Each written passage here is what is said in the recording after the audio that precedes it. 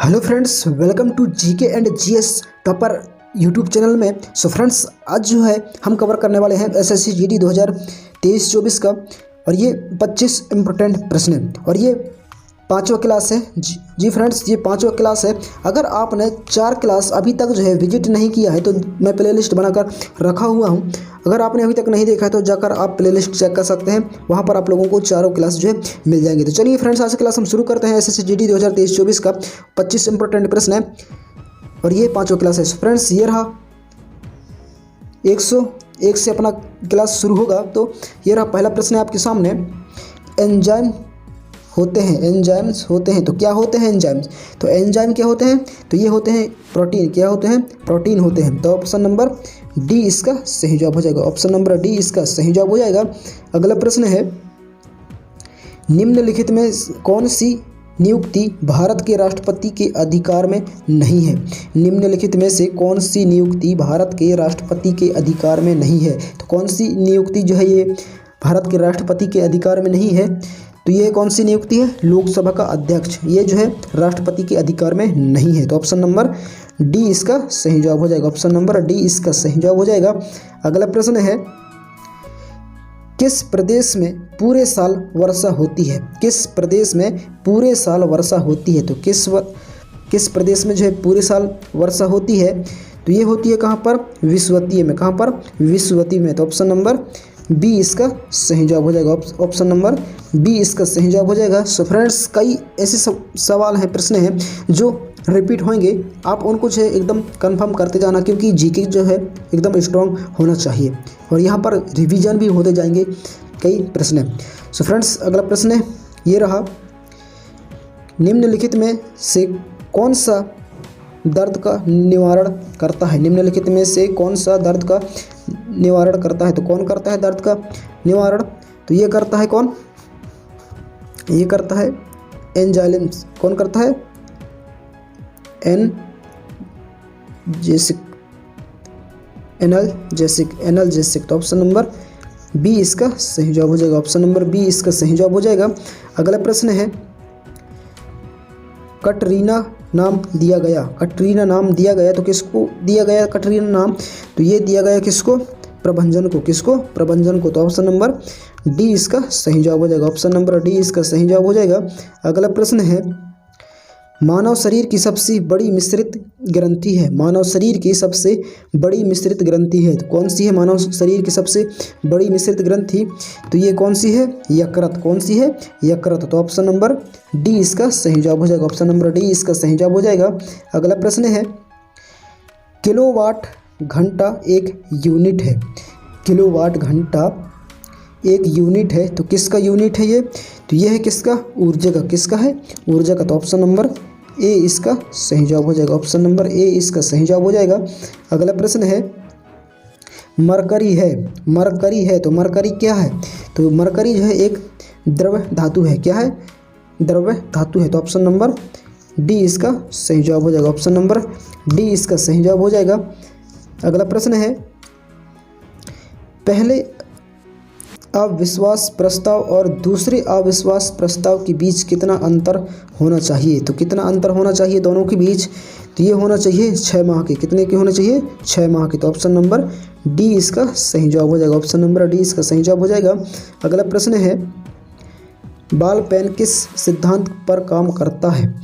Ball pen किस सिद्धांत पर काम करता है? तो किस सिद्धांत पर काम करता है बॉल पेन?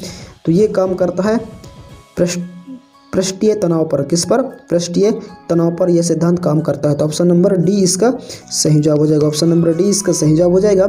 अगला प्रश्न है, निम्नलिखित में कौन सा स्थान भारत में पुर्तगालियों का मुख्यालय था? निम्नलिखित में से कौन सा स्थान भारत में पुर्तगालियों का मुख्यालय था? तो कौन सा स्थान जो है ये भारत में पुर्तगालियों का मुख्यालय था? तो वो स्थान है कौन सा?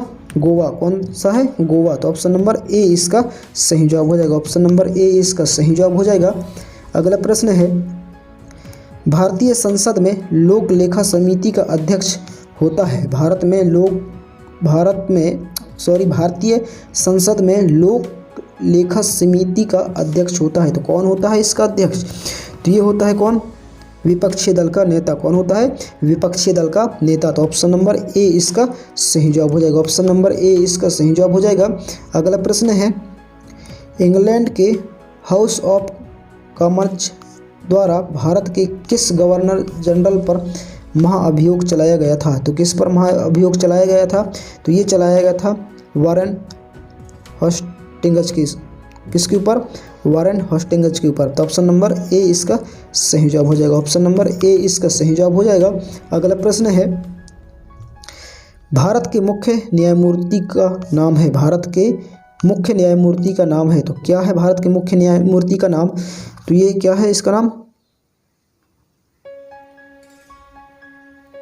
सरोजहोमी कापिडा, सरोजहोमी कापिडा। तो ऑप्शन नंबर बी इसका सही जवाब हो जाएगा। ऑप्शन नंबर बी इसका सही जवाब हो जाएगा। अगला प्रश्न है, वायु में हाइड्रोजन जब जलने लगती है तब पैदा करती है। तो क्या पैदा करती है हाइड्रोजन?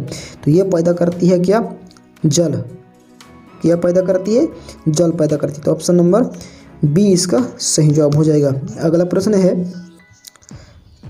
पन्ना मध्य प्रदेश में एक बहुत महत्वपूर्ण स्थान है, यह निम्न में से किस खदान के लिए प्रसिद्ध है?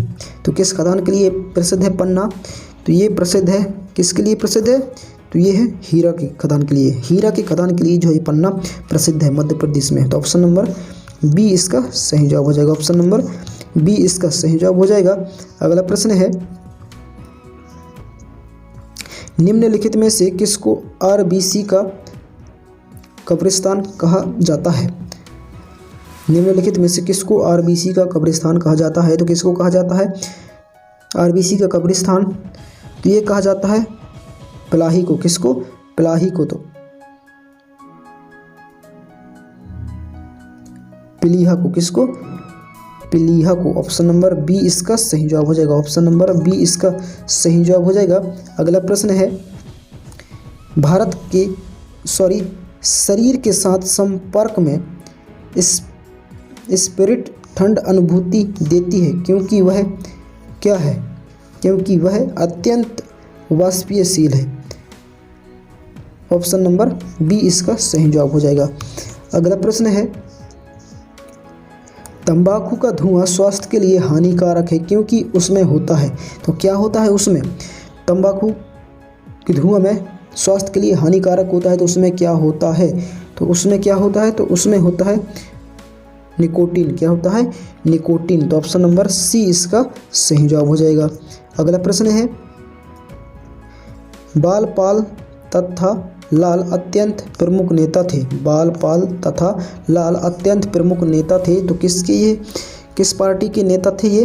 तो ये थे कांग्रेस पार्टी की। किसके? कांग्रेस पार्टी की। तो ऑप्शन नंबर डी इसका सही जवाब हो जाएगा। ऑप्शन नंबर डी इसका सही जवाब हो जाएगा।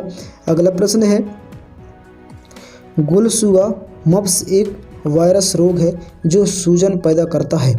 जो सूजन पैदा करता है। तो ये किस ग्रंथि में है? किस ग्रंथि में जो है ये सूजन पैदा करता है? तो ये पैदा करता है किसमें? कर्णपुर ग्रंथि में। किसमें? कर्णपुर ग्रंथि में, जो अपना गले के पास में रहता है वहाँ पर जो है ये सूजन पैदा करता है गलसूगा। तो ऑप्शन नंबर ए इसका सही जवाब हो जाएगा। ऑप्शन नंबर ए इसका सही जवाब हो जाएगा। अगला प्रश्न है, 1417 में बहमनी राज्य का दौरा करने वाला यात्री था। 1417 में बहमनी राज्य का दौरा करने वाला यात्री था। तो कौन था दौरा करने वाला यात्री? तो वो था कौन? अर्थनेसिया निकेतिन। ऑप्शन नंबर सी इसका सही जवाब हो जाएगा। ऑप्शन नंबर सी इसका सही जवाब हो जाएगा। अगला प्रश्न है, भारत में सूफीवाद का संस्थापक कौन था? भारत में सूफीवाद का संस्थापक कौन था? तो कौन था भारत में सूफीवाद का संस्थापक? तो ये था कौन? ख्वाजा मोइनुद्दीन चिश्ती। तो ऑप्शन नंबर सी इसका सही जवाब हो जाएगा। ऑप्शन नंबर सी इसका सही जवाब हो जाएगा। अगला प्रश्न है, विक्रमशिला विश्वविद्यालय का संस्थापक था। विक्रमशिला विश्वविद्यालय का संस्थापक था। तो कौन था विक्रमशिला विश्वविद्यालय का संस्थापक? तो ये था कौन? धर्मपाल कौन था? धर्मपाल। तो ऑप्शन नंबर डी इसका सही जवाब हो जाएगा। अगला प्रश्न है, आज की क्लास का अंतिम प्रश्न है कि सिकंदर ने जब भारत पर आक्रमण किया उस समय मगध का शासक कौन था? सिकंदर ने जब भारत पर आक्रमण किया तो उस समय जो है मगध का शासक कौन था? तो कौन था उस समय मगध का शासक? तो वो था कौन? नंद। कौन था? नंद। तो ऑप्शन नंबर बी इसका सही जवाब हो जाएगा। ऑप्शन नंबर बी इसका सही जवाब हो जाएगा। सो फ्रेंड्स, क्लास कैसा रहा नीचे कमेंट कर जरूर बताएं, और आपने 25 में से कितना अटेम्प्ट किया वो भी आप नीचे कमेंट कर जरूर बताएं। सो फ्रेंड्स, मिलते हैं नेक्स्ट क्लास में, तब तक के लिए जय हिंद, वंदे मातरम। अपना ख्याल रखिए और तैयारी करते रहिएगा।